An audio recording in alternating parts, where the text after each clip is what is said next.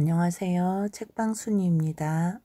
오늘은 한국 근대 페미니즘 문학 작품선 신여성 운명과 선택 중에서 나혜석 작가님의 경희 부분을 읽어드리도록 하겠습니다.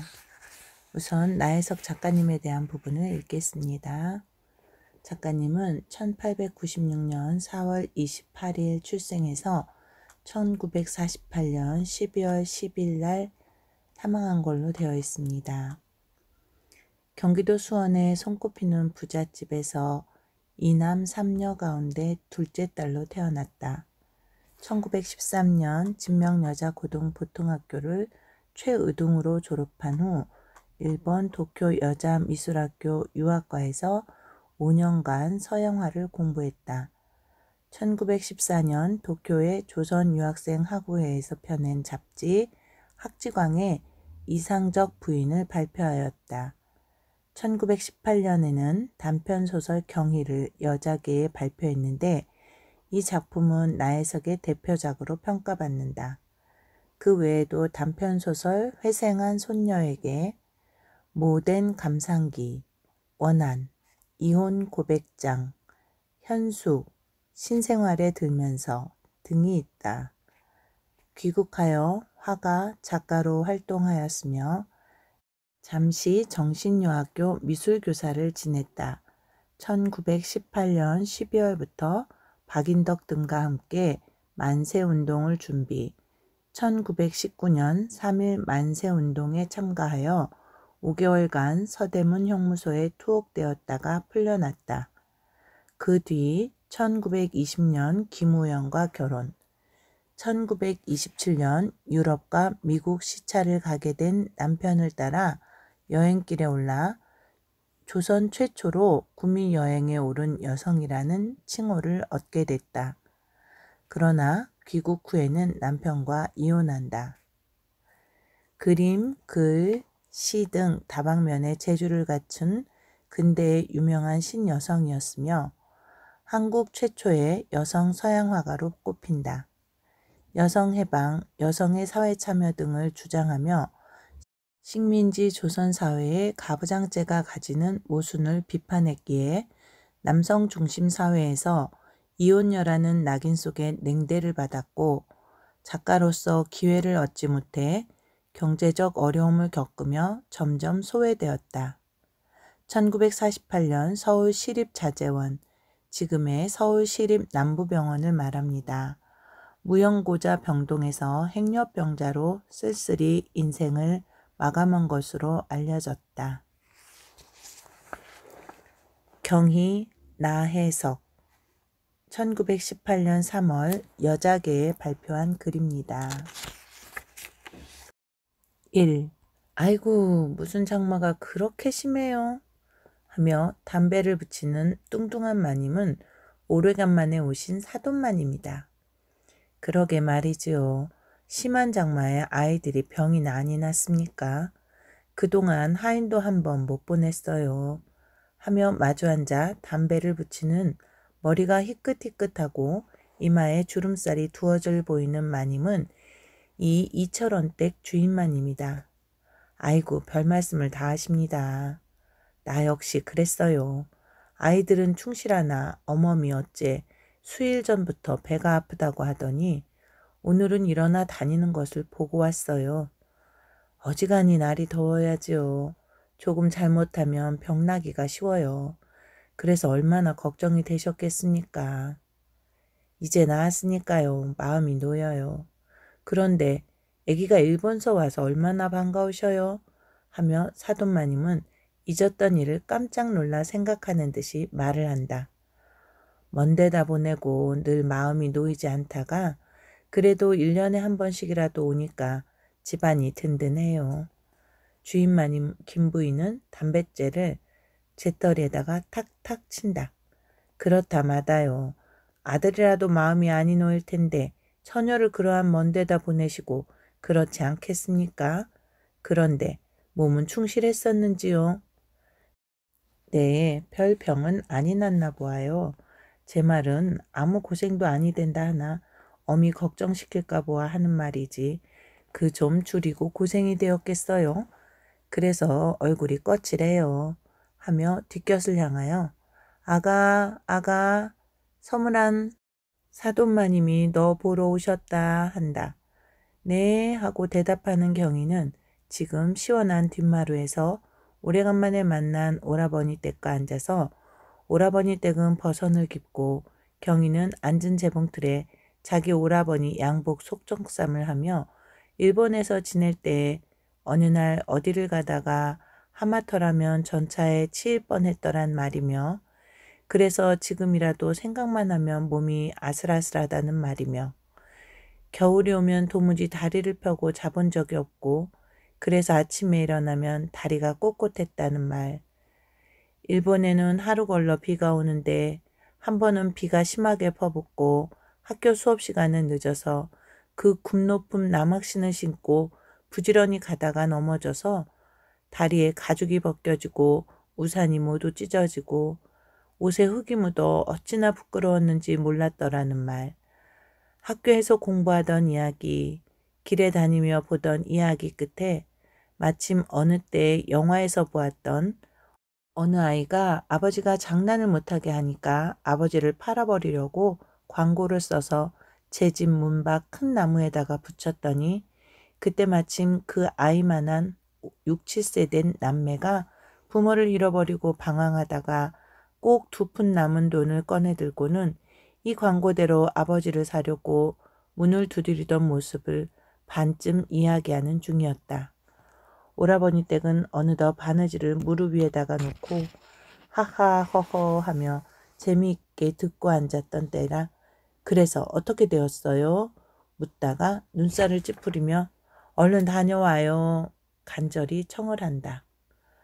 옆에 앉아서 빨래에 풀을 먹이며 열심히 듣고 앉아있던 시월이도 혀를 툭툭 찬다. 아무렴 내 얼른 다녀오리다. 경희는 이렇게 대답하고 제 이야기에 재미있어 하는 것이 기뻐서 웃으며 안마루로 간다. 경희는 사돈마님 앞에 저를 겸손하게 하며 인사를 여쭈었다. 1년 동안이나 잊어버렸던 저를 일전에 집에 도착했을 때 아버지 어머니에게 했기에 이번에 하는 절은 익숙하였다. 경희는 속으로 일본에서 날마다 여기저기 뛰며 장난하던 생각을 하고 지금은 이렇게 얌전하다 하며 웃었다. 아이고 그 좋던 얼굴이 어쩌면 저렇게 못되었니. 오죽 고생이 되었을라고. 사돈마님은 자비로운 음성으로 말을 한다. 일부러 경희의 손목을 잡아 만졌다. 꼭 심한 시집살이한 손 같구나. 여학생들 손은 비단결 같다는데 내 손은 왜 이러냐. 살성이 곱지 못해서 그래요. 경희는 고개를 수그린다. 제 손으로 빨래 입고 밥까지 해먹었다니까 그렇지요. 경희의 어머니는 담배를 다시 붙이며 말을 한다. 저런 그러면 집에서도 아니하던 것을 객지에 가서 하는구나.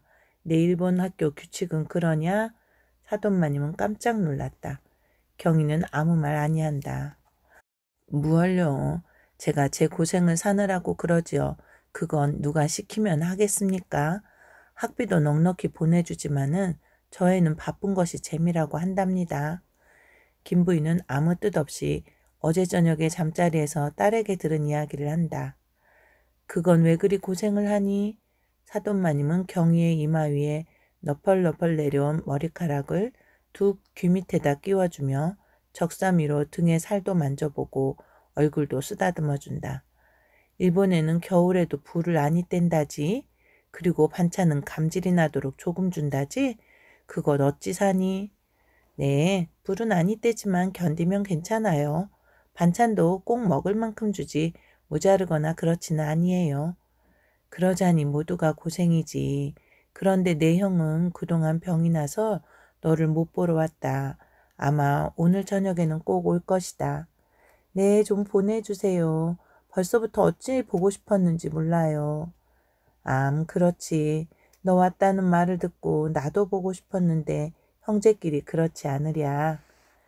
이 마님은 원래 시집을 멀리 와서 부모 형제를 몹시 그리워해본 경험이 있는 터라 이 말에는 깊은 동정이 나타난다. 거기를 또 가니?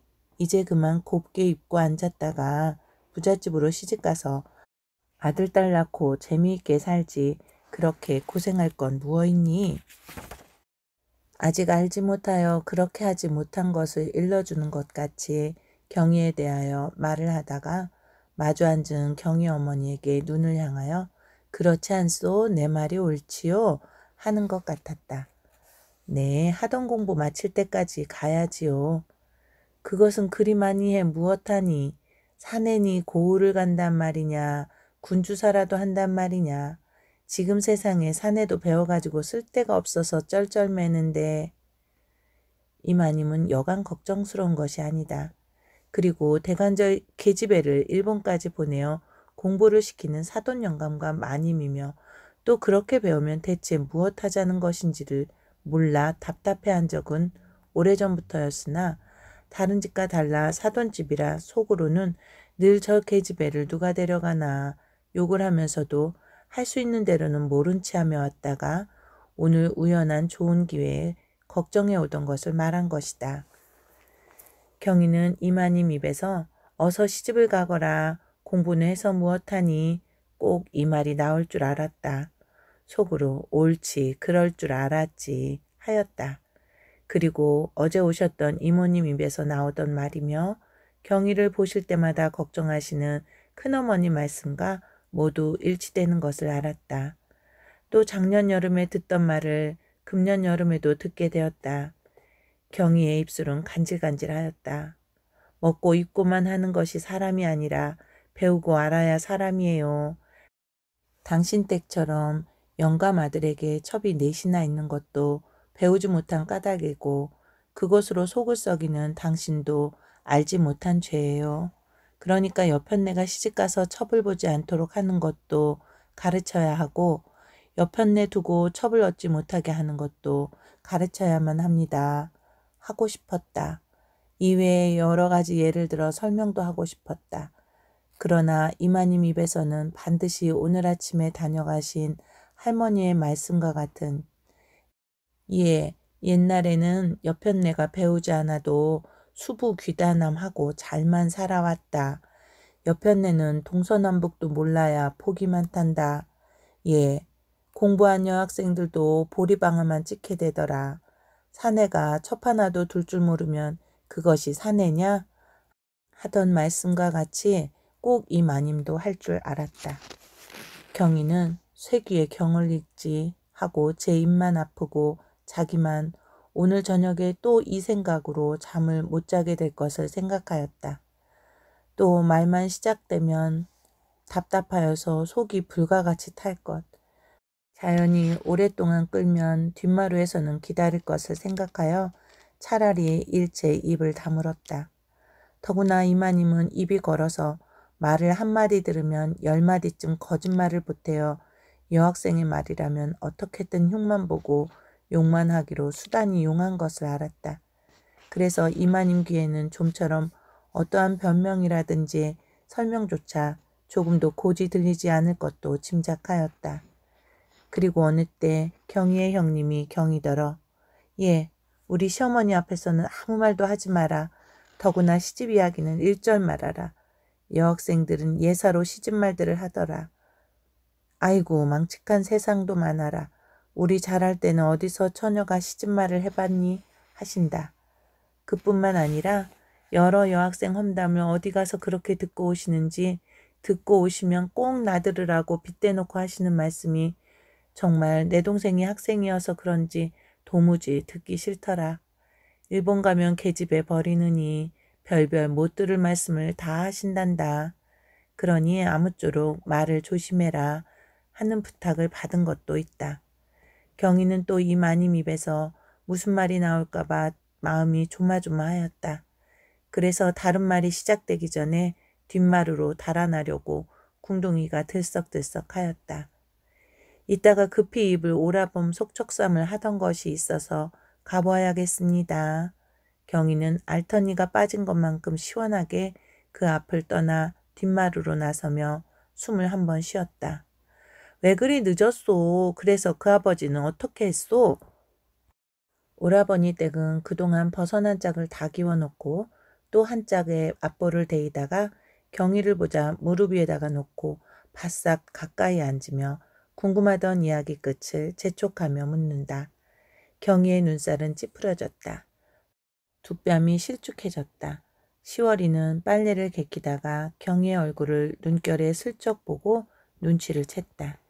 작은 아씨, 서문한 댁 마님이 또 시집 말씀을 하시지요? 아침에 경희가 할머니가 다녀가신 뒤에 마루에서 혼잣말로 시집을 갈 때 가더라도 하도 여러 번 들으니까 이제 도무지 싫어 죽겠다 하던 말을 시월이가 부엌에서 들었다. 지금도 자세히는 들리지 않으나 그런 말을 하는 것 같았다. 그래서 작은 아씨의 얼굴이 저렇게 불량하거니 하였다. 경희는 웃었다. 그러고 바느질을 붙들며 이야기 끝을 연속한다. 안마루에서는 여전히 두 마님은 서로 술도 권하며 담배도 잡수면서 경희의 말을 한다. 애기가 바느질을 다 해요? 네, 바느질도 곧잘 해요. 남자의 윗옷은 못하지만은 제 옷은 꿰매어 입지요. 아이고 저런. 어느 틈에 바느질을 다 배웠어요. 양복 속적삼을 다 해요. 학생도 바느질을 다 하나요? 이마님은 과연 여학생은 바늘을 쥘 줄도 모르는 줄 알았다. 더구나 경희와 같이 서울로 일본으로 쏘다니며 공부한다 하고 덜렁대고 꼭 사내 같은 학생이 제 옷을 꿰매어 입는다는 말에 놀랐다. 그러나 역시 속으로는 그 바느질 꼴이 오죽할까 하였다. 김부인은 딸의 칭찬 같지만 묻는 말에 마지못하여 대답한다. 어디 바느질이나 제법 앉아서 배울 새가 있나요? 그래도 차차 철이 나면 자연히 의사가 나나 보아요. 가르치지 아니해도 저절로 꿰매게 되더군요. 어려운 공부를 하면 의사가 트이나 봐요. 김부인은 말끝을 끊었다가 다시 말을 한다. 이마님 귀에는 꼭 거짓말 같다. 양복 속적삼은 작년 여름에 남대문 밖에서 일본 여자가 와서 가르치던 재봉틀 바느질 강습소에 날마다 다니며 배웠지요. 제 조카들의 양복도 해서 입히고 모자도 해서 씌우고 또 제 오라비 여름 양복까지 했어요. 일본어를 아니까 선생하고 친하게 되어서 다른 사람에게는 가르쳐주지 않는 것까지 다 가르쳐주더래요. 낮에는 배워가지고 와서는 밤이면 꼭 12시 새벽 1시까지 앉아서 배운 것을 보고 그대로 그리고 모두 치수를 적고 했어요. 나는 그게 무엇인가 하였더니 나중에 재봉틀 회사 감독이 와서 그러는데 이제까지 일본어로만 한 것이어서 부인네들 가르치기에 불편하더니 따님이 만든 책으로 퍽 유익하게 쓰겠습니다 하는 말에 그런 것인 줄 알았어요. 좀 가르치면 어디든지 그렇게 쓸 데가 있더군요. 뿐만 아니라 그 점잖은 일본 사람들에게도 어찌 존대를 받는지 몰라요. 그 애가 왔단 말을 어디서 들었는지 감독이 일부러 일전에 또 찾아왔어요. 일본서 졸업하고는 기어이 자기 회사의 일을 보아달라고 하더래요. 처음에는 월급 1,500냥은 쉽대요. 차차 오르면 3년 안에 2,500냥을 받는다대요. 다른 여자는 제일 많이 받는 것이 750냥이라는데 아마 그 애는 일본까지 가서 공부한 까닭인가 보아요. 저것도 그 애가 재봉틀에 한 것입니다. 하며 맞은편 벽에 유리에 늘어 걸어놓은 앞에 물이 흐르고 뒤에 나무가 총총한 촌경치를 턱으로 가리킨다. 경희의 어머니는 결코 여기까지 딸의 말을 하려고 한 것이 아니었다. 그랬던 것이 자연스레 월급말까지 하게 된 것은 부지 중에 해버린 일이었다. 김 부인은 다른 부인네들보다 더구나 이 사돈 마님보다는 훨씬 계명을 한 부인이다.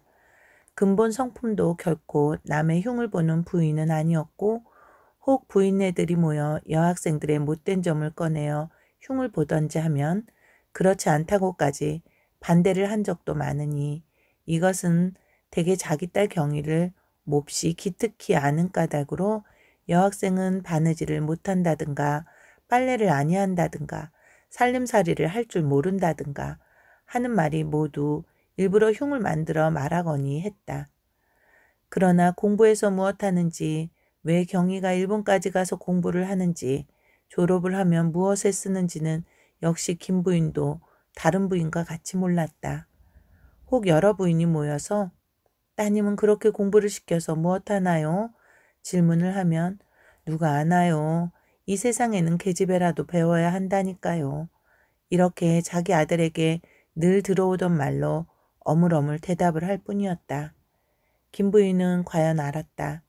공부를 많이 할수록 존대를 받고 월급도 많이 받는 것을 알았다. 그렇게 번지르르한 양복을 입고 금시계줄을 느린 점잖은 감독이 조그마한 여자를 일부러 찾아와서 절을 수없이 하는 것이라든지 종일 한 달 30일을 악을 쓰고 속을 태우는 보통학교 교사는 많아야 620냥이고 보통 500냥인데 천천히 놀면서 1년에 병풍 2짝만이라도 잘만 놓아주시면 월급을 꼭 40원씩은 드리지요 하는 말에 김 부인은 과연 공부라는 것은 꼭 해야 할 것이고 하면 조금 하는 것보다 일본까지 보내서 시켜야만 할 것을 알았다. 그리고 어느 날 저녁에 경희가 공부를 하면 많이 해야겠어요. 그래야 남에게 존대를 받을 뿐 아니라 저도 사람 노릇을 할 것 같아요. 하던 말이 아마 이래서 그랬던가 보다 하였다. 김 부인은 이제부터는 의심 없이 확실히 자기 아들이 경희를 왜 일본까지 보내라고 애를 쓰던 것, 지금 세상에는 여자도 남자와 같이 많이 가르쳐야 할 것을 알았다. 그래서 김 부인은 이제까지 누가 따님은 공부를 그렇게 시켜 무엇합니까? 물으면 등에서 땀이 흐르고 얼굴이 벌겋게 취해지며 이럴 때마다 아들만 없으면 고지라도 데려다가 시집을 보내고 싶은 생각도 많았으나 지금 생각하니 아들이 뒤에 있어서 자기 부부가 경희를 데려다 시집을 보내지 못한 것이 다행스럽게 생각된다. 그리고 지금부터는 누가 묻든지 간에 여자도 공부를 시켜야 뜻이 생겨서 가르치지 않는 바느질도 할 줄 알고 일본까지 보내어 공부를 많이 시켜야 존대를 받는 것을 분명히 설명까지라도 할 것 같다. 그래서 오늘도 사돈마님 앞에서 부지중 여기까지 말을 하는 김 부인의 태도는 조금도 주저하는 빛이 없고 그 얼굴에는 기쁨이 가득하고 그 눈에는 나는 이러한 영광을 누리고 이러한 재미를 본다 하는 표정이 가득하다.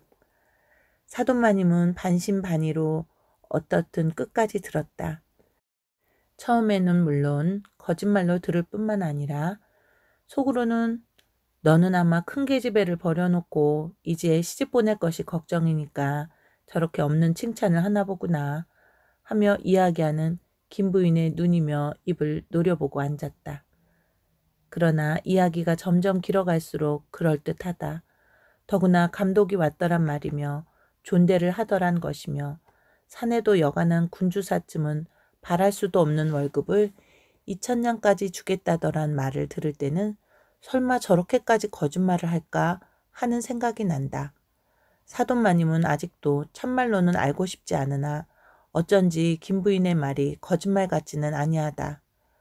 또 벽에 걸린 수도 확실히 자기 눈으로 볼 뿐 아니라 쉴 새 없이 바퀴 구르는 재봉틀 소리가 당장 자기 귀에 들린다. 마님 마음은 도무지 이상하다. 무슨 큰 실패나 한 것도 같다. 양심은 스스로 자복하였다. 내가 여학생을 잘못 알아봤다. 정말 이 집 딸과 같이 계집애도 공부를 시켜야겠다. 어서 우리 집에 가서 내외시키던 손녀딸들을 내일부터 학교에 보내야겠다. 라고 꼭 결심을 했다. 눈앞이 아물아물해 오고 귀가 찡한다. 아무 말 없이 눈만 껌뻑껌뻑하고 앉았다. 뒷곁으로 불어들어오는 시원한 바람 중에는 젊은 웃음소리가 사기 접시를 깨트릴 만큼 재미있게 쌓여 들어온다. 이 더운데 작은 아씨 무얼 그렇게 하십니까? 마루 끝에 떡함지를 힘없이 놓으며 땀을 씻는다. 얼굴은 얼기설기 얽고 머리는 평양머리를 해서 얹고 알록달록한 명주수건을 아무렇게나 쓴 나이가 한 40가량 된 떡장사는 의례 하루에 한 번씩 이 집에 들린다. 심심하니까 장난 좀 하오. 경희는 앞치마를 치고 마루 끝에 서서 서투른 칼질로 팔을 썬다. 어느 틈에 김치 담그는 것을 다 배우셨어요?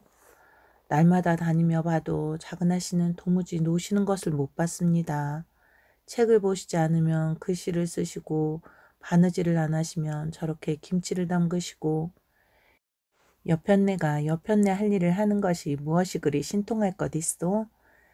작은 아씨 같은 이나 그렇지 어느 여학생이 그렇게 마음 먹는 이가 있나요? 떡장사는 무릎을 치며 경희의 앞으로 바싹 앉는다. 경희는 빙긋이 웃는다. 그건 떡장사가 잘못한 것이지 여학생은 사람 아니오? 여학생도 옷을 입어야 살고 음식을 먹어야 살 것 아니오? 아이고 그러게 말이지요. 누가 아니래요. 그러나 작은 아씨같이 그렇게 아는 여학생이 어디 있어요. 칭찬 많이 받았으니 떡이나 한 20냥 어치 살까? 아이고 어멈을 저렇게 하시네. 떡 팔아 먹으려고 그런 것은 아니에요. 변덕이 뒤룩뒤룩한 두 뺨의 살이 축 처진다. 그리고 너는 나를 잘못 아는구나 하는 원망으로 두둑한 입술이 삐죽한다. 경희는 곁눈으로 보았다. 그 마음을 짐작하였다. 아니요, 일부러 그랬지. 칭찬을 받으니까 좋아서. 아니에요. 칭찬이 아니라 정말이에요. 다시 정답게 바싹 앉으며 허허 너털 웃음을 한판 내쉰다. 정말 몇 해를 두고 날마다 다니며 봐도 작은 아씨처럼 낮잠 한 번도 주무시지 않고 꼭 무엇을 하시는 아씨는 처음 보았어요. 떡장사 오기 전에 자고 떡장사가 가면 또 자는 걸 보지 못하였지. 또 저렇게 우스운 말씀을 하시네.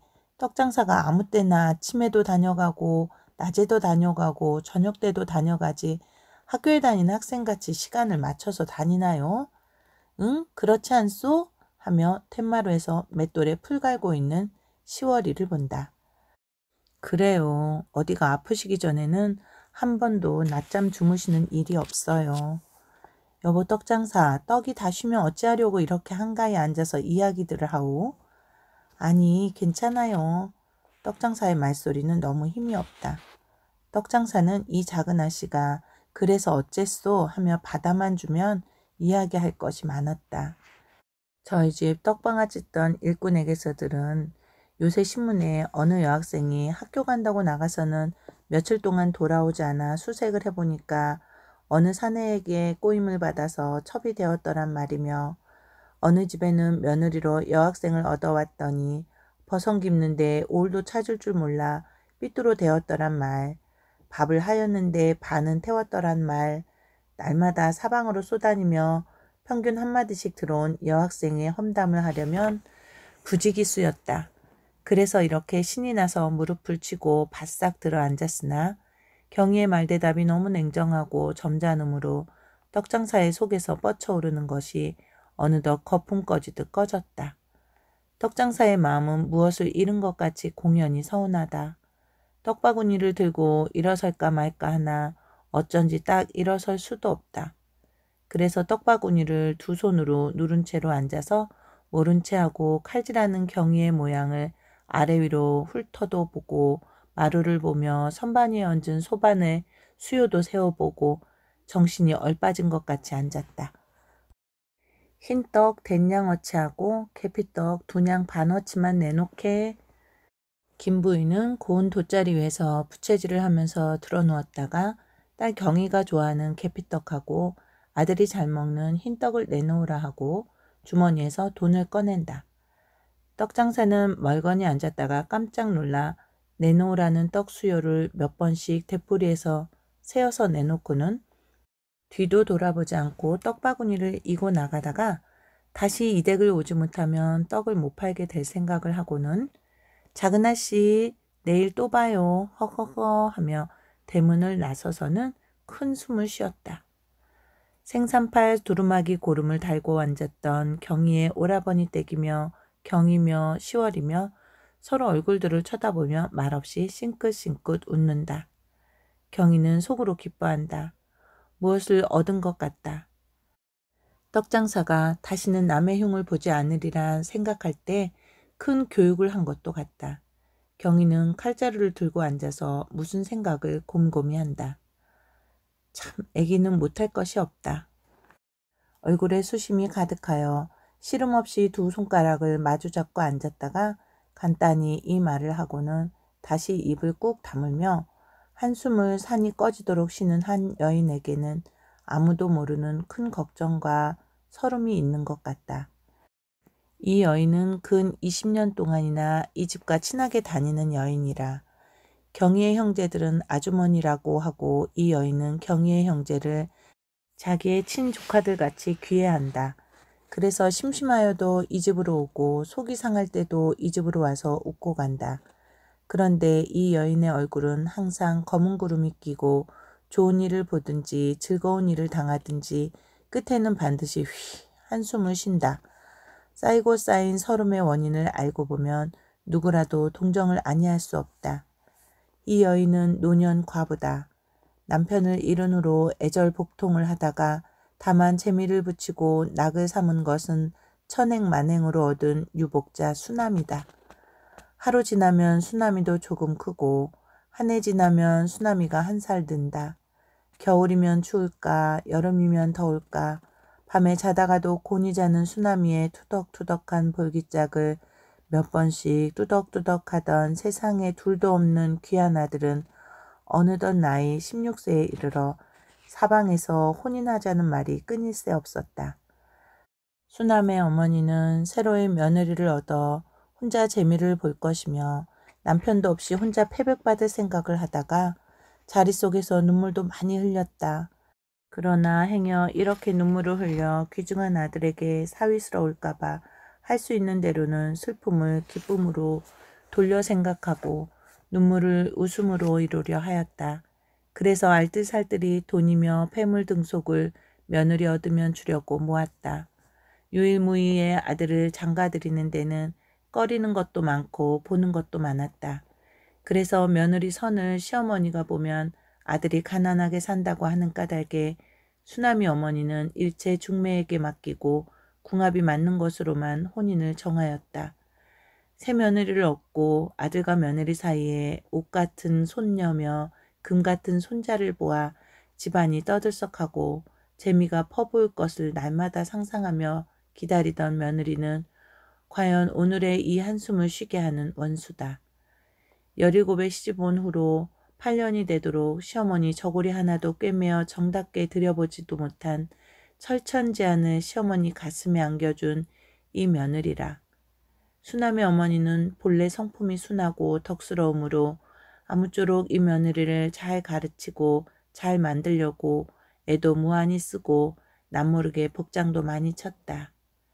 이러면 나을까 저렇게 하면 사람이 될까 하여 혼자 궁리도 많이 하고 타이르고 가르치기도 수없이 하였으나 어제가 오늘 같고 내일도 매일 반이다. 바늘을 쥐어주면 곧 졸고 앉았고 밥을 하라면 죽어 쑤어 놓는다.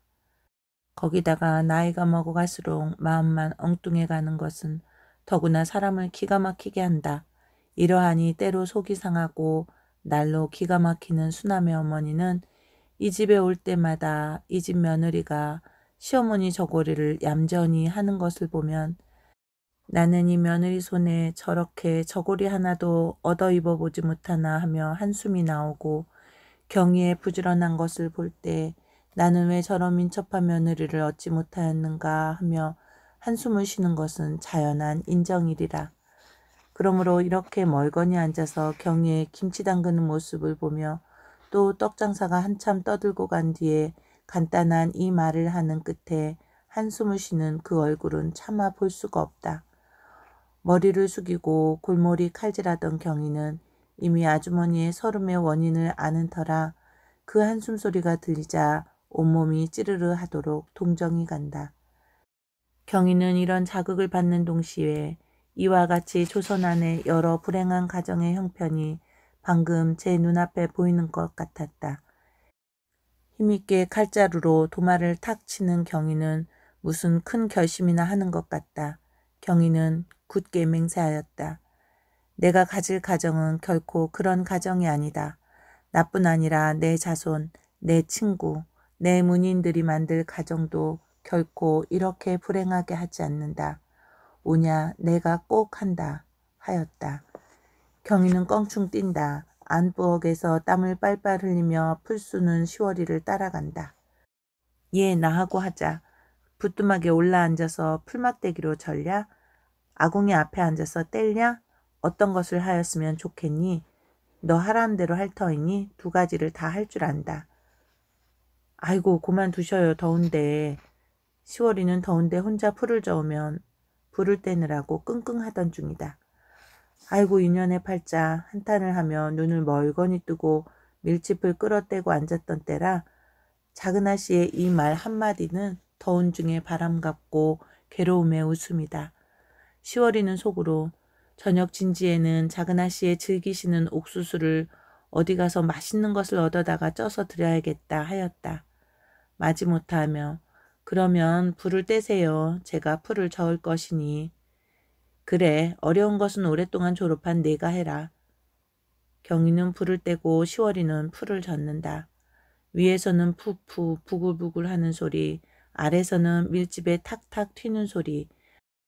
마치 경이가 도쿄 음악학교 연주회석에서 듣던 관현악 연주소리 같기도 하다.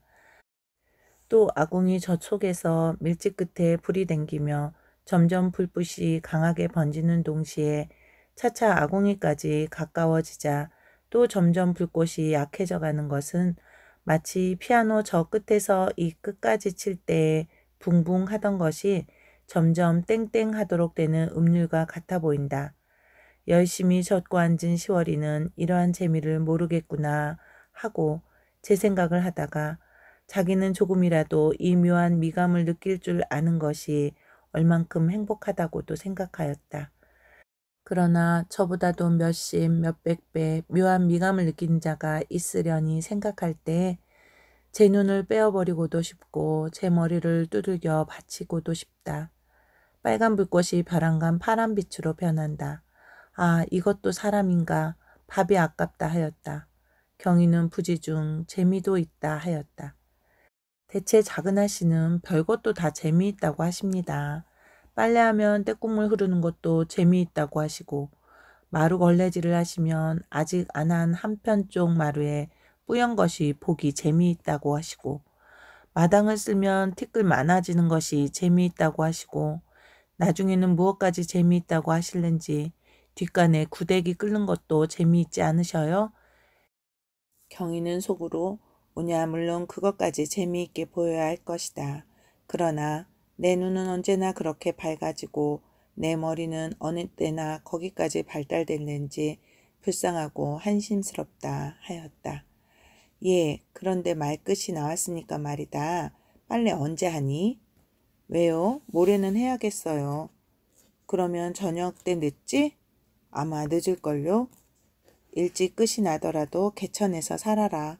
그러면 건넌방 아씨하고 저녁해 놓을 터이니 늦게 돌아와서 잡수어라. 내 손으로 한 밥맛이 어떤가 보아라. 히히히. 10월이도 같이 웃는다. 어쩌면 사람이 저렇게 인정이 있는가 한다. 누가 나 먹으라고 단 참외나 주었으면 저 작은 아씨 갖다 드리게 속으로 혼잣말을 한다. 과연 10월이는 이렇게 고마운 소리를 들을 때마다 황송해서 어찌할 수가 없다. 그래서 입이 있으나 어떻게 말할 줄도 모르고 다만 작은 아씨가 잘 먹는 과실은 아는지라 제게 돈이 있으면 사다가라도 드리고 싶으나 돈은 없으므로 사지는 못하되 틈틈이 어디 가서 군옥수수며 살구는 곧잘 구해다가 드렸다. 이렇게 경이와 10월이 사이는 사이가 좋을 뿐만 아니라 이번에 경이가 일본에서 올 때 10월이의 자식 점동이에게는 큰데 애기네들보다 더 좋은 장난감을 사다 준 것은 뼈가 녹기 전까지는 잊을 수가 없다. 예, 그런데 너와 일할 것이 꼭 하나 있다. 무엇이에요? 글쎄 무엇이든지 내가 하자면 하겠니? 아무렴요 하지요. 너 왜 그렇게 우물두덩을 더럽게 해놓니? 도무지 더러워서 볼 수가 없다. 그러니 내일부터 설음들 뒤에는 꼭 날마다 나하고 우물두덩을 치우자. 너 혼자만 하라는 것은 아니다. 그렇게 하겠니?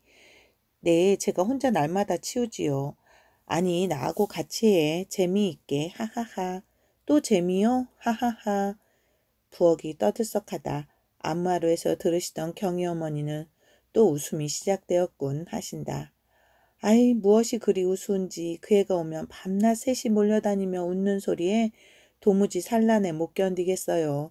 젊었을 때는 말똥 구르는 것이 다 우습다더니 그야말로 그런가 보아요.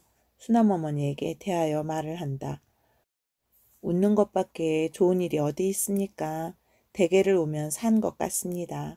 수남어머니는 또 휘 한숨을 쉰다. 마루에 혼자 떨어져 바느질하던 건넌방 색시는 웃음소리가 들리자 한 발에 신을 신고 한 발에 집신을 끌며 부엌 문지방을 들어서며 무슨 이야기요? 나도 한다. 3. 마누라 주무시오. 이철원은 사랑에서 들어와 안방문을 열고 경희와 김부인 자는 모기장 속으로 들어선다. 김부인은 깜짝 놀라 일어나 앉는다. 왜 그러셔요? 어디가 편치 않으셔요? 아니, 공연히 잠이 아니 와서. 왜요? 이때 마루벽에 걸린 자명종은 한 번을 땡친다. 들어누워서 곰곰 생각을 하다가 마누라하고 의논을 하러 들어왔소. 무얼요? 경희 혼인일 말이요. 도무지 걱정이 돼서 잠이 와야지. 나 역시 그래요. 이번 혼처는 꼭 놓치지 말고 해야지 그만한 곳 없소. 그 신랑 아버지 되는 자하고 난 전부터 익숙히 아는 터이니까 다시 알아볼 것도 없고 당자도 그만하면 쓰지 별 아이 어디 있나. 장자이니까 그만한 재산 다 상속될 터이고 또 경희는 그런 대같이 맏며느리감이지. 글쎄 나도 그만한 혼처가 없는 줄 알지만은 제가 그렇게 열 길이나 뛰고 싫다는 것을 어떻게 한단 말이오. 그렇게 싫다고 하는 것을 억지로 보내었다가 나중에 불길한 일이나 있으면 자식이라도 그 원망을 어떻게 듣잔 말이오. 아니 불길할 일이 있을 까닭이 있나. 인품이 그만하겠다. 추수를 수천석 하겠다. 그만하면 고만이지. 그러면 어떻게 하잔 말이오. 계집애가 19살이 적소? 김부인은 잠잠히 있다. 이철원은 혀를 톡톡 차며 후회를 한다. 내가 잘못이지. 계집애를 일본까지 보내다니. 계집애가 시집가기를 싫다니. 그런 망측한 일이 어디 있어? 남이 알까보아 무섭지. 벌써 적합한 혼처를 몇 군데나 놓쳤으니 어떻게 하잔 말이야. 아이, 그러면 혼인을 언제로 하잔 말이오. 저만 대답하면 지금이라도 곧 하지. 오늘도 제촉 편지가 왔는데 이왕 계집애라도 그만큼 가르쳐 놓았으니까 옛날처럼 부모끼리로 할 수는 없고 해서 벌써 사흘째 불러다가 타이르나 도무지 말을 들어먹어야지. 계집년이 되지 못한 고집은 왜 그리 센지. 신랑 삼촌은 기어이 조카 며느리를 삼겠다고 하고 몇 번을 그러는지 모르는데 그래 무엇이라고 대답하셨소? 글쎄 남이 부끄럽게 계집애더러 물어본다나 무엇이라나 그러지 않아도 큰 계집애를 일본까지 보냈느니 어쩌니 하고 욕들을 하는데 그래서 생각해 본다고 했지. 그러면 거기서는 기다리겠소 그래. 그게 벌써 올 정월부터 말이 있던 것인데 동네집 색심 있고 장가 못 간다더니. 그러면 속히 좌우간 결정을 해야겠는데 어떻게 하나. 저는 기어이 하던 공부를 마치기 전에는 죽어도 시집은 아니 가겠다 하는데 그리고 더구나 그런 부잣집에 가서 치맛자랑 누리고 싶은 마음은 꿈에도 없다고 한다오. 그래서 제 동생 시집갈 때도 제 것으로 해놓은 고운 옷은 모두 주었습니다. 비단 치마 속에 근심과 서름이 있느니라고 한다오. 그 말도 옳긴 옳아. 김부인은 자기도 남부럽지 않게 이제껏 부귀하게 살아왔으나 자기 남편이 젊었을 때 방탕하여 속이 상하던 일과 철원 군수로 갔을 때도 첩이 두세씩 되어 남몰래 속이 썩던 일을 생각하고 경희가 이런 말을 할 때마다 말은 아니하나 속으로 따는 내 말이 옳다 한 적이 많았다. 아니고 온년 그러기에 계집애를 가르치면 건방져서 못 쓴단 말이야. 아직 철을 몰라서 그렇지. 글쎄 그것도 그렇지 않소. 오죽한 집에서 혼인을 거꾸로 한단 말이오. 오죽 형이 못나야 아우가 먼저 시집을 가더란 말이오. 김판사집도 우리 집 내용을 다 아는 터이니까 혼인도 하자 하는 거지. 누가 거꾸로 혼인한 집 색시를 데려가겠소. 아니 이번에는 꼭 해야지. 부인의 말을 들으며 그럴듯하게 생각하던 이철원은 이 거꾸로 혼이 난 생각을 하니 마음이 급작히 졸여진다. 그리고 생각할수록 이번 김판사집 혼처를 놓치면 다시는 그런 문별 있고 재산 있는 혼처를 얻을 수가 없을 것 같다. 그래서 두말할 것 없이 이번 혼인은 강제로라도 시킬 결심이 일어난다. 이철원은 벌떡 일어선다. 계집애가 공부는 그렇게 해서 무엇해? 그만큼 알았으면 그만이지. 1번은 또 누가 보내기는 하고 2번은 무관내지. 기어이 그 혼처하고 해야지. 내일 또 한 번 불러다가 아니 듣거든 또 물을 것 없이 곧 해버려야지. 노기가 가득하다. 김부인은 그렇게 하시오 라든지 마시오 라든지 무엇이라고 대답할 수가 없다. 다만 시름 없이 자기가 풍병으로 누울 때마다 경희를 시집 보내기 전에 돌아갈까 보아 아슬아슬하던 생각을 하며 따는 하나 남은 경희를 마저 내 생전에 시집을 보내놓아야 내가 죽어도 눈을 감겠는데 할 뿐이다. 이철원은 일어서다가 다시 앉으면 나직한 소리로 묻는다. 그런데 일본 보내서 버리지는 않은 모양이오? 아니요. 그전보다 더 부지런해졌어요. 아침이면 제일 먼저 일어납니다. 그래서 마루 걸레질이며 마당이며 멀겋게 치워놓지요. 그뿐인가요? 떡하면 떡방아 다 찢도록 채질해주기. 그러게 10월이는 좋아서 죽겠다지요. 김부인은 과연 경희가 일하는 것을 볼 때마다 안심을 점점 찾았다. 그것은 경희를 일본 보낸 후로는 남들이 비난할 때마다 입으로는 말을 아니하나 항상 마음으로 염려하기를 경희가 만일에 일본까지 공부를 갔다고 난채를 한다든지 공부한 위세로 사내같이 앉아서 먹자든지 하면 그 꼴을 어떻게 남이 부끄러워 보잔 말인고 하고 미상불 걱정이 되었고 이는 어머니 된 자의 딸을 사랑하는 자연한 정이다. 경희가 일본에서 오던 그 이튿날부터 앞치마를 두르고 부엌으로 들어갈 때 오래간만에 쉬러 온 딸을 말리기는 했으나 속으로는 큰 숨을 쉴 만큼 안심을 얻은 것이다. 경희 가족은 누구나 다 아는 바와 같이 경희의 마루걸레질, 다락, 벽장 정리는 전부터 유명하였다. 그래서 경희가 서울학교에 있을 때 1년에 3번씩 휴가를 오면 을의 다락 벽장이 속속까지 목욕을 하게 되었다.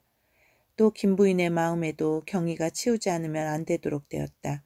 그래서 다락이 지저분하든지 벽장이 어수선하게 되면 벌써 경희가 올 날이 며칠 안 남은 것을 안다.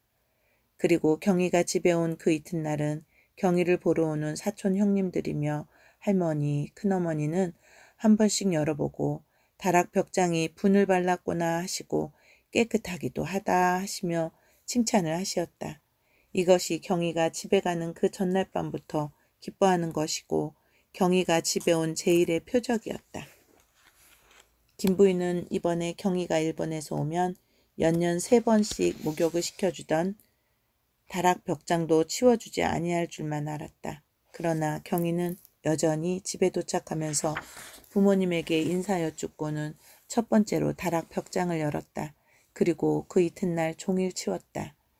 그런데 이번 경희의 청소 방법은 전과는 전혀 다르다. 전에 경희의 청소 방법은 기계적이었다. 동쪽에 놓았던 잭이며 서쪽 벽에 걸린 표주박을 쓸고 문질러서는 그 놓았던 자리에 그대로 놓을 줄만 알았다. 그래서 있던 거미줄만 없고 쌓였던 먼지만 털면 이것이 청소인 줄만 알았다. 그러나 이번 방법은 다르다. 건조적이고 응용적이다. 가정학에서 배운 질서, 위생학에서 배운 정리, 또 도화 시간에 배운 색과의 색을 조화, 음악 시간에 배운 장단의 음률을 이용하여 지금까지의 위치를 전혀 뜯어 고치게 된다. 자기를 독이 옆면에다가 놓고 보고 칠첩 반상을 칠기에도 담아본다. 주발 밑에는 주발보다 큰 사발을 받쳐도 본다. 흰 은쟁반 위로 노르스름한 전골 방아찌도 늘어본다. 큰 항아리 다음에는 병을 놓는다. 그리고 전에는 컴컴한 다락 속에서 먼지 냄새에 눈살도 찌푸렸을 뿐 아니라 종일 땀을 흘리고 청소하는 것은 가족에게 들을 칭찬의 보수를 받으려 함이었다. 그러나 이번에는 이것도 다르다.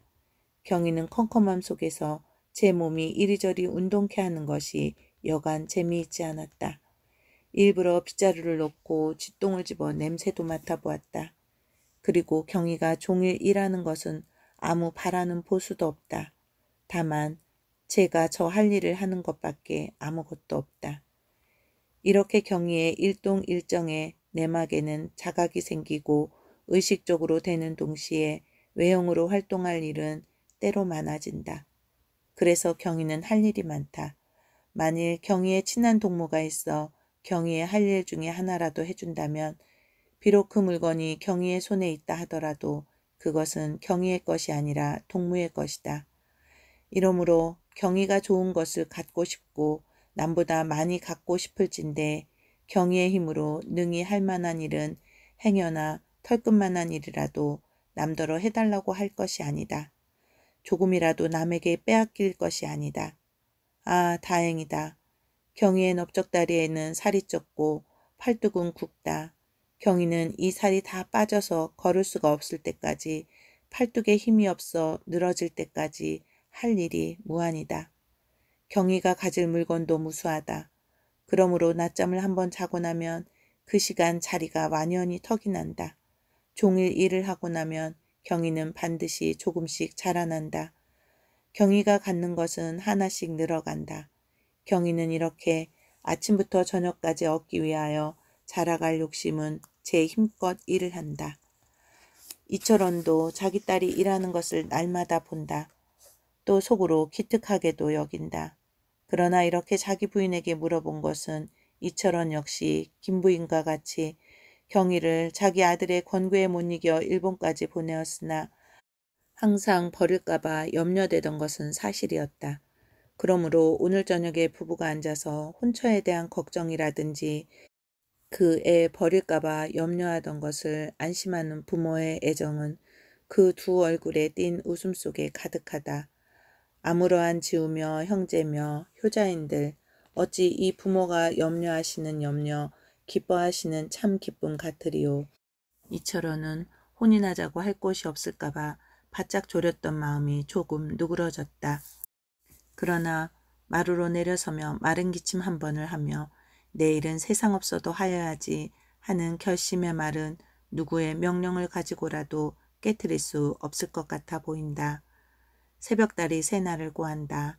까맣던 밤이 백색으로 활짝 열린다. 동창의 장지 한 편이 차차 밝아오며 모기장 한 끝으로부터 점점 연두색을 물들인다. 곤히 자던 경희의 눈은 뜨였다. 경희는 또 오늘 종일에 제1을 시작할 기쁨에 취하여 벌떡 일어나서 방을 나선다. 4. 때는 정이 오정이라 안마루에서는 점심상이 벌어졌다. 경희는 사랑해서 들어온다. 10월이며 건넌방 형님은 간절히 점심 먹기를 권하나 들은 채도 아니하고 골방으로 들어서며 사방 방문을 꼭꼭 닫는다. 경희는 흑흑 느껴온다. 방바닥에 엎드리기도 하다가 일어나 앉기도 하고 또 일어나서 벽에다 머리를 부딪힌다. 기둥을 불끈 안고 핑핑 돈다. 경희는 어찌할 줄 몰라 쩔쩔맨다. 경희의 조그만 가슴은 불같이 타온다. 걸린 수건자락으로 눈물을 씻으며 이따금 하는 말은 아이고 어찌하나 할 뿐이다.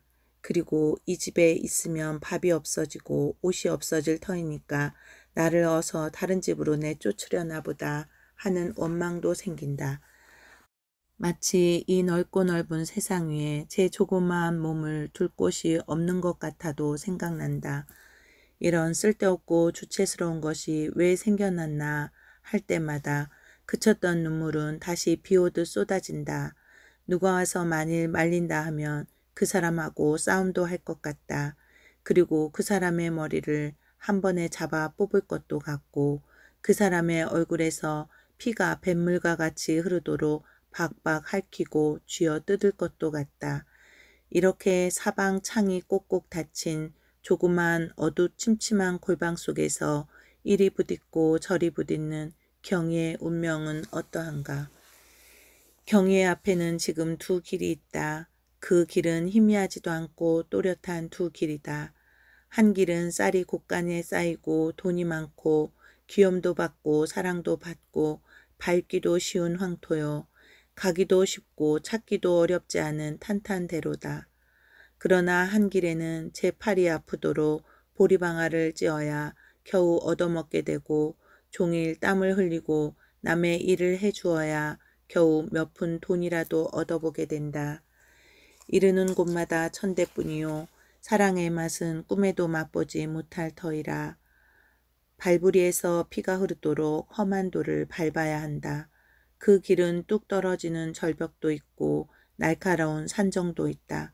물도 건너야 하고 언덕도 넘어야 하고 수없이 꼬부라진 길이요. 갈수록 험하고 찾기 어려운 길이다.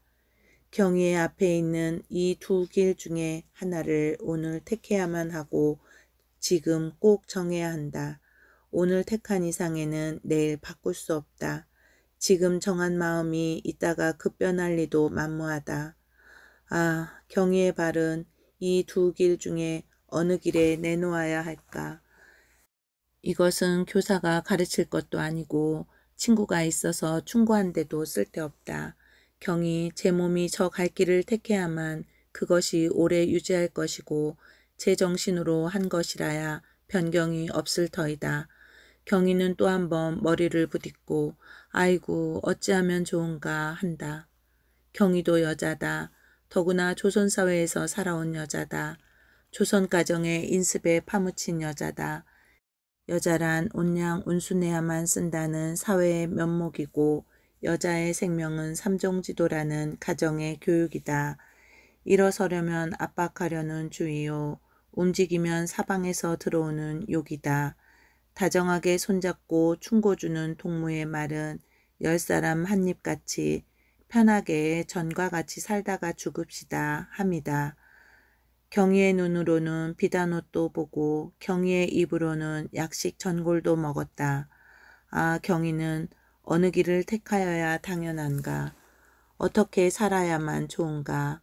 마치 길가에 탄평으로 몸을 느려 기어가던 뱀의 꽁지를 지팡이 끝으로 조금 건드리면 늘어졌던 몸이 바짝 오그라지며 눈방울이 대룩대룩하고 뾰족한 혀를 도끼 있게 자주 내미는 모양같이 이러한 생각을 할 때마다 경희의 몸에 매달린 두 팔이며 늘어진 두 다리가 바짝 가슴속으로 뱃속으로 오그라 들어온다. 마치 어느 장난감 상점에 놓은 대가리와 몸뚱이뿐인 장난감 같이 된다. 그리고 열세간의 체중이 급작이 백지 한 장만큼 되어 바람에 날리는 것 같다. 또 머릿속은 저도 할 만큼 땅 하고 서늘해진다. 눈도 깜짝거릴 줄 모르고 벽에 구멍이라도 뚫을 것 같다. 등에는 땀이 흠뻑 고이고 사지는 죽은 사람과 같이 차디차다. 아이고 어찌하면 좋은가. 경희는 벙어리가 된 것 같다. 아무 말도 할 줄 모르고 꼭 한마디 할 줄 아는 말은 이 말뿐이다. 경희는 제 몸을 만져본다. 왼편 손목을 바른편 손으로, 바른편 손목을 왼편 손으로 쥐어본다. 머리를 흔들어도 본다. 크지도 않고 조그마한 이 몸. 이 몸을 어떻게 서야 할까? 이 몸을 어디로 향하여야 좋은가? 경희는 다시 제 몸을 위에서부터 아래까지 훑어본다. 이 몸에 비단 치마를 내리고 이 머리에 비치 옥잠을 꽂아볼까? 대가땡 맏며느리 얼마나 위험스러울까? 새애기 새색시 노름이 얼마나 재미있을까? 시부모의 사랑인들 얼마나 많을까? 지금 이렇게 천둥이던 몸이 부모님에게 얼마나 귀염을 받을까? 친척인들 오죽 부러워하고 우러러볼까? 잘못하였다. 아, 잘못하였다. 왜 아버지가 정하자 하실 때 네 하지 못하고 안 돼요 했나? 아, 왜 그랬나? 어떻게 하려고 그렇게 대답을 하였나? 그런 부기를 왜 싫다고 했나? 그런 자리를 놓치면 나중에 어찌하잔 말인가. 아버지 말씀과 같이 고생을 몰라 그런가 보다. 철이 아니 나서 그런가 보다. 나중에 후회하리라 하시더니 벌써 후회 막급인가 보다. 아, 어찌하나. 때가 더 되기 전에 지금 사랑에 나가서 아버지 앞에 자복할까 보다. 제가 잘못하였습니다 하고 그렇게 할까? 아니다. 그렇게 할 터이다. 그것이 적당한 길이다. 그리고 귀찮은 공부도 그만둘 터이다. 가지 말라 하시는 일본도 또다시 아니 가겠다. 이 길인가 보다. 이 길이 밟을 길인가 보다. 아, 그렇게 정하자. 그러나 아이고 어찌하면 좋은가. 경희의 눈은 말똥말똥하다. 전신이 천근만근이나 되도록 무거워졌다.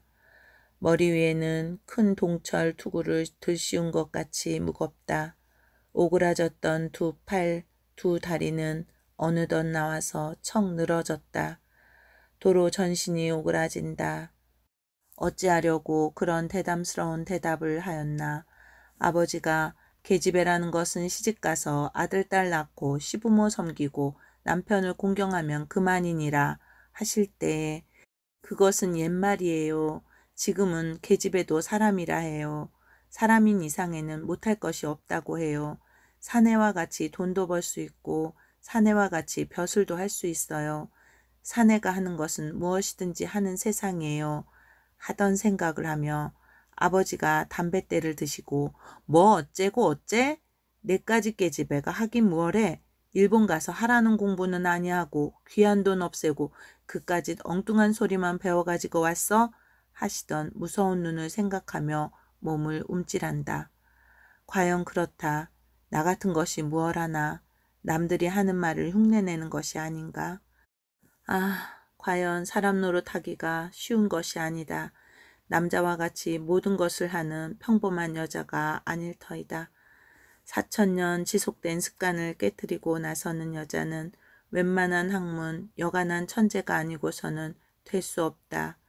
나폴레옹 시대에 파리의 전 인심을 움직이게 하던 스타일 부인과 같은 미묘한 이해력, 요설한 응변, 그런 기재한 사회적 인물이 아니고서는 될 수 없다.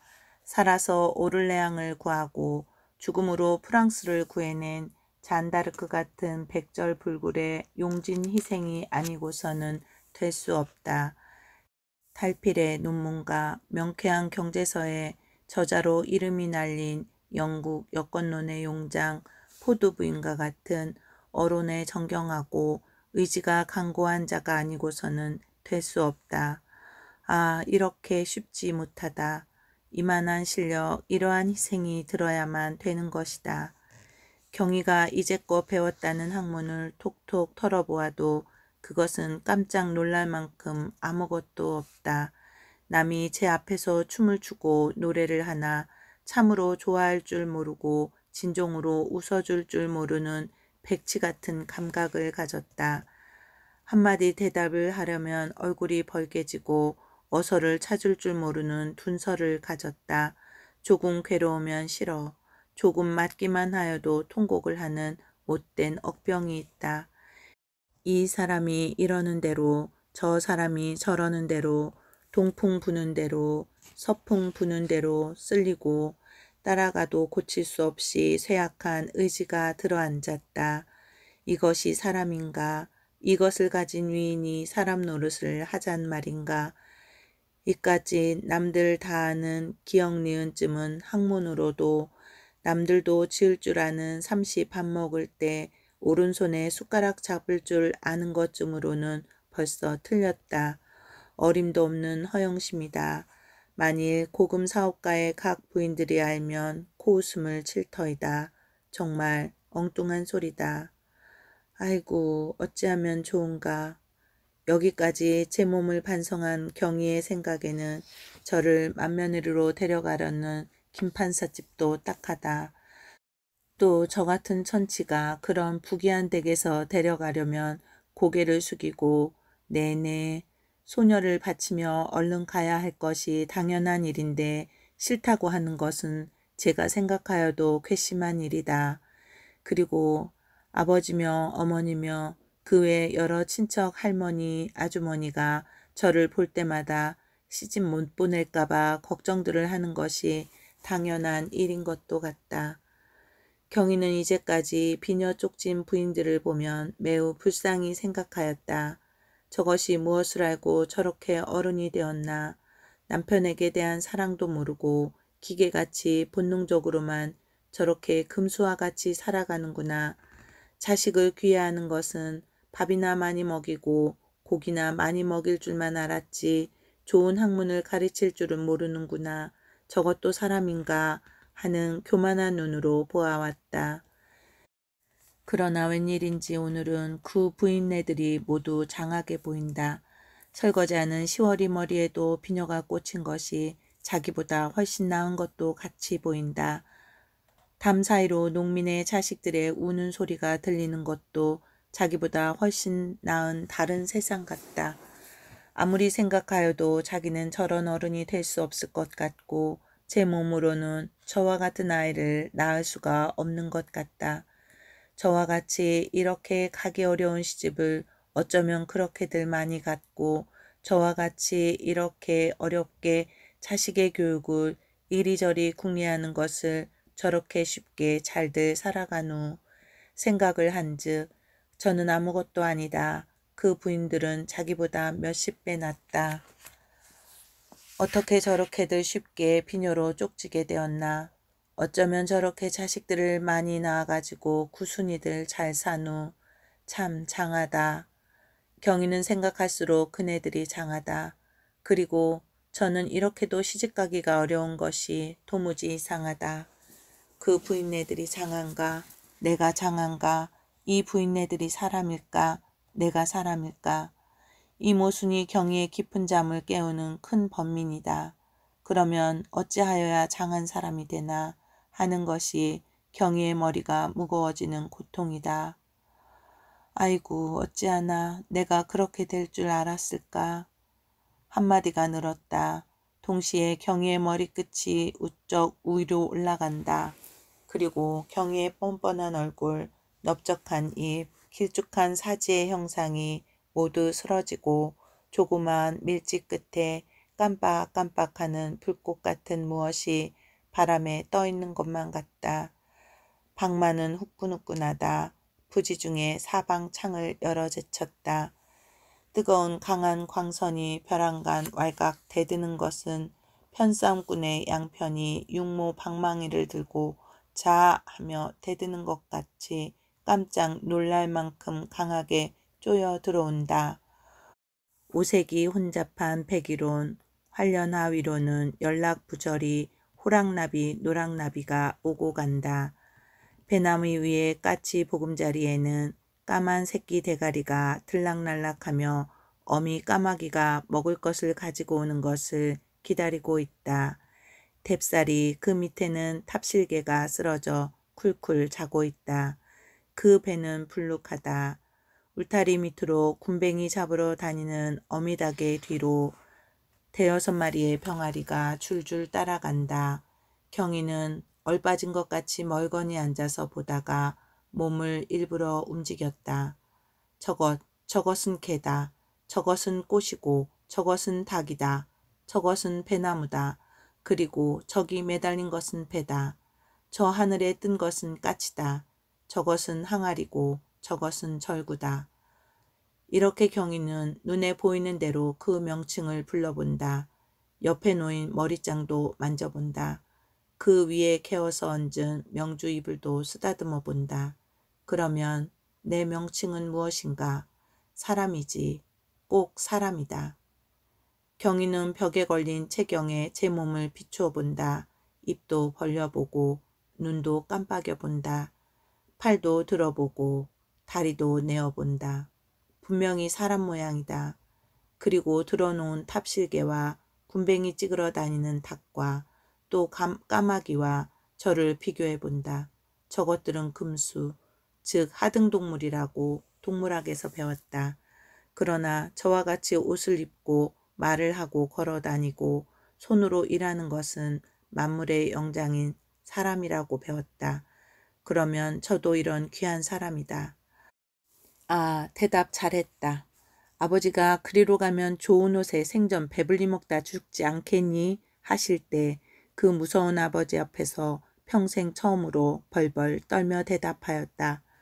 아버지, 안자의 말씀에도 일단사와 일표음에 낙역제기중이라는 말씀이 없습니까? 먹고만 살다 죽으면 그것은 사람이 아니라 금수이지요. 보리밥이라도 제 노력으로 제 밥을 제가 먹는 것이 사람인 줄 압니다.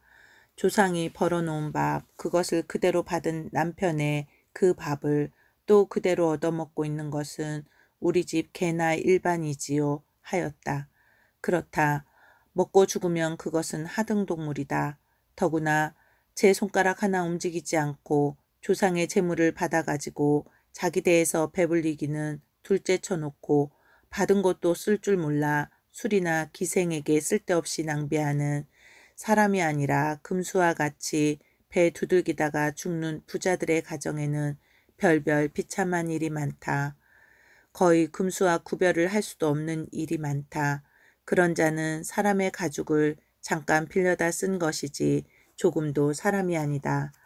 저 뎁살이 그늘 밑에 드러누우려 하여도 개가 비웃고 그 자리가 아깝다고 할 테다. 그렇다. 괴로움이 지나면 낙이 있고 울음이 닿으면 웃음이 오고 하는 것이 금수와 다른 사람이다. 금수가 능치 못하는 생각을 하고 창조를 해내는 것이 사람이다. 사람이 번쌀, 사람이 먹고 남은 밥짓거기를 바라고 있는 금수. 주면 좋다는 금수와 다른 사람은 제 힘으로 찾고 제 실력으로 얻는다. 이것은 조금도 모순이 없는 사람과 금수와의 차별이다. 조금도 의심 없는 진리다. 경이도 사람이다. 그 다음에는 여자다. 그러면 여자라는 것보다 먼저 사람이다. 또 조선사의 여자보다 먼저 우주한 전 인류의 여성이다. 이철원 김부인의 딸보다 먼저 하나님의 딸이다. 여하튼 두말할 것 없이 사람의 형상이다. 그 형상은 잠깐 들씌운 가죽뿐 아니라 내장의 구조도 확실히 금수가 아니라 사람이다. 오냐 사람이다. 사람으로 보이지 않는 험한 길을 찾지 않으면 누구더러 찾으라 하리. 산정에 올라서서 내려다보는 것도 사람이 할 것이다. 오냐 이 팔은 무엇을 하자는 팔이고 이 다리는 어디 쓰자는 다리냐. 경이는 두 팔을 번쩍 들었다. 두 다리로 껑충 뛰었다. 빤빤한 햇빛이 스르르 누그러진다. 남 치맛빛 같은 하늘빛이 유연히 떠오른 검은 구름에 가리운다.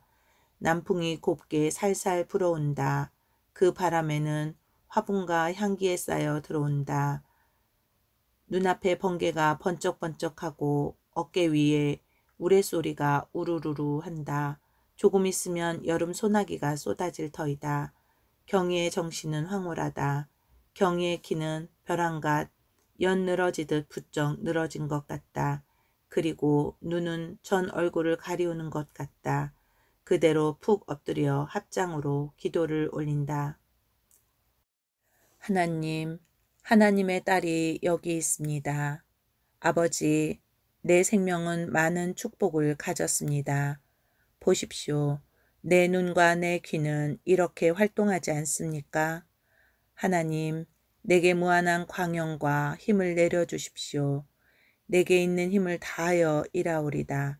상을 주시든지 벌을 내리시든지 마음대로 부리시옵소서.